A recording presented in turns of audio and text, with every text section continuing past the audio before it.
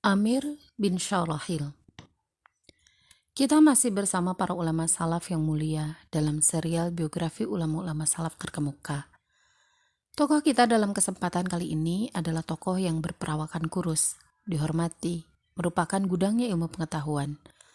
Salah seorang imam bagi para tabi'in, pernah bertemu sekitar 50 sahabat Rasulullah SAW dan pernah mengikuti beberapa pertemuan dengan mereka.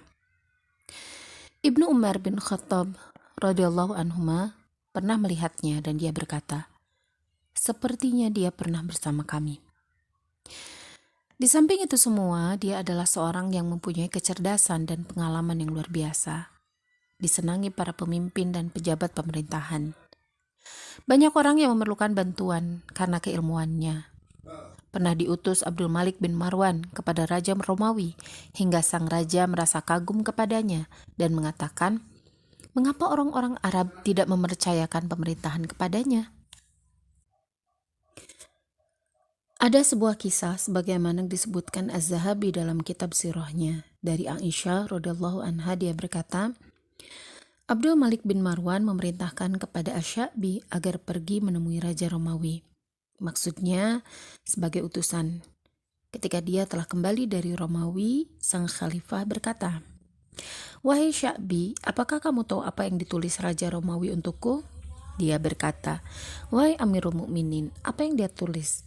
Abdul Malik berkata, "Aku kagum dengan para pemeluk agama Anda. Mengapa mereka tidak menjadikan utusan Anda ini menjadi pemimpin mereka?" Asy-Sya'bi berkata, "Wahai Amir Mukminin, dia mengatakan begitu karena hanya melihat aku dan tidak melihat Anda." Kisah di atas disebutkan oleh Al-Asmu'i. Dalam kisah tersebut juga disebutkan, "Wahai Amirul Mukminin, dia hanya ingin agar aku mau membunuh Anda, sehingga Raja Romawi itu mengatakan seperti itu kepada Anda." Berita itu pun lalu sampai kepada Raja Romawi itu, sehingga dia lantas berkata, "Demi ayah dan Tuhannya, aku tidak menginginkan yang lain. Seperti dalam surat itulah yang aku inginkan." Tidak diragukan lagi bahwa sosok pribadi semacam ini merupakan salah satu dari tanda-tanda kebenaran yang dibawa Rasulullah SAW. Kita yakin bahwa apa yang dibawa beliau memang benar-benar dari Allah Subhanahu wa Ta'ala. Tidak banyak dari suatu umat mempunyai orang seperti ini, ulama terhormat dan mulia yang mencapai tujuan dengan ilmu dan pengamalannya, dengan akhlak yang bersih dan jiwa yang selalu menerima apa adanya. Kita memohon kepada Allah Subhanahu wa Ta'ala agar menjadikan kematian kita dalam cintanya dan menyatukan kita dengan mereka.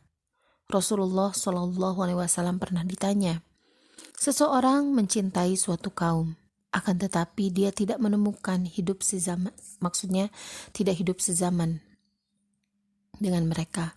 Kemudian Rasulullah SAW bersabda, "Al-mar'u ma'a man ahabba."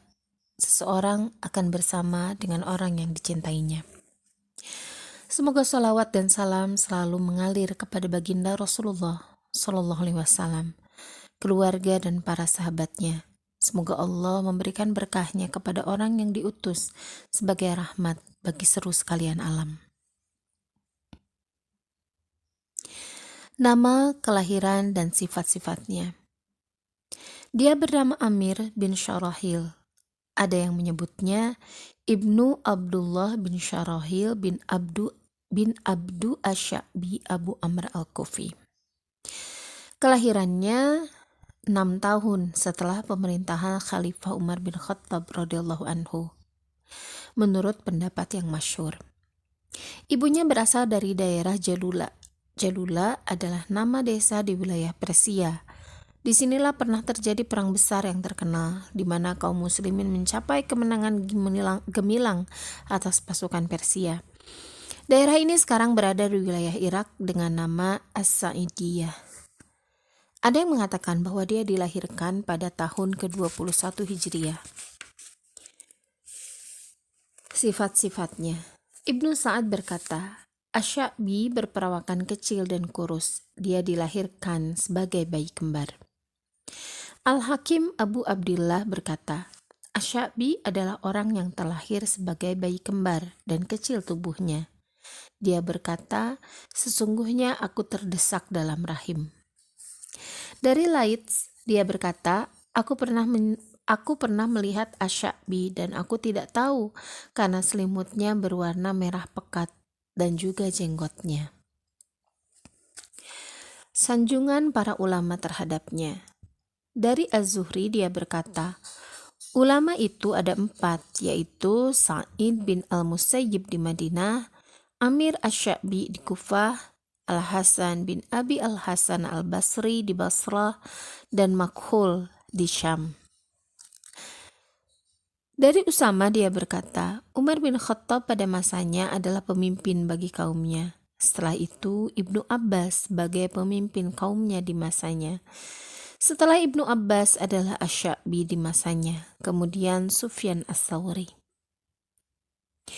Dari Abu Bakar Al-Hadzali dia berkata, Muhammad bin Sirin berkata kepadaku, wahai Abu Bakar, jika kamu datang ke Kufah, perbanyaklah belajar hadis dari Asy-Sya'bi, karena sesungguhnya hadisnya dapat dipertanggungjawabkan dan sesungguhnya para sahabat Rasulullah SAW itu tetap hidup. Asy'ath bin Suwar berkata,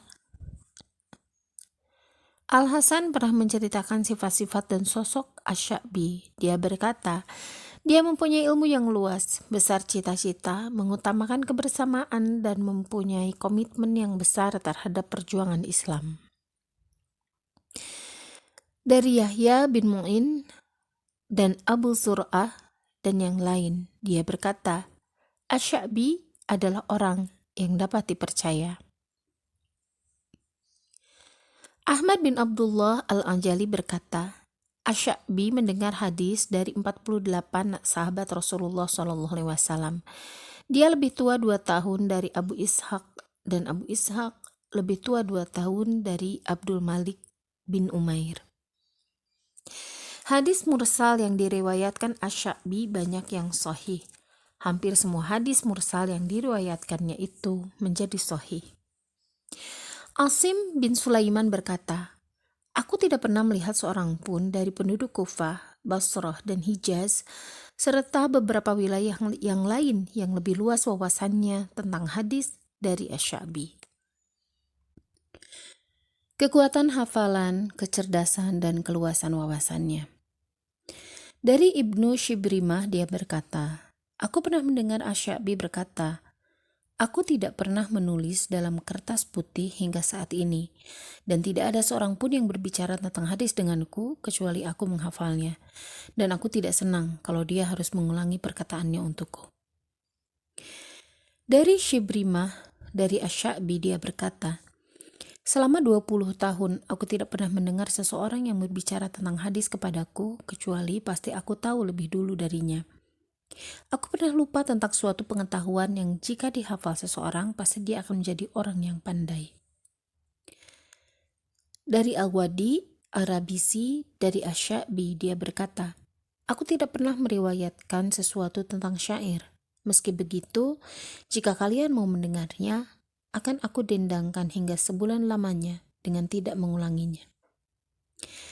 Dari Abu Mujallis, dia berkata, aku belum pernah melihat seorang pun yang lebih tahu tentang fikih dari Asy-Sya'bi.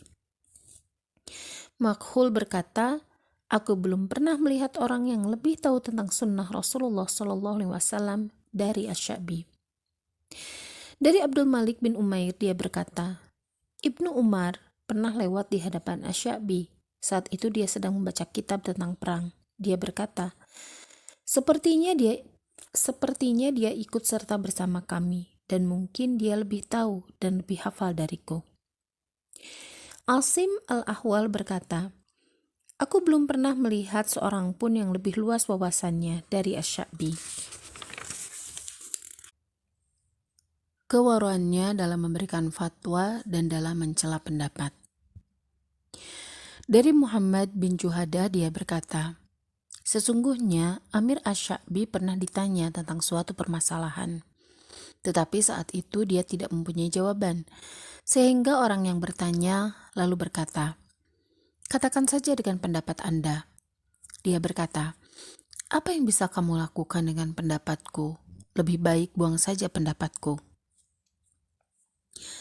Dari Adam dia berkata, sesungguhnya ada seorang lelaki bertanya kepada Ibrahim tentang sebuah permasalahan dan dia menjawab, aku tidak tahu.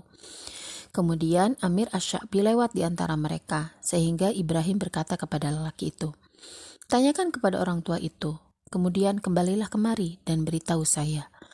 Lelaki itu pun kembali dan berkata, dia berkata, aku tidak tahu. Ibrahim berkata, demi Allah, inilah orang yang faqih.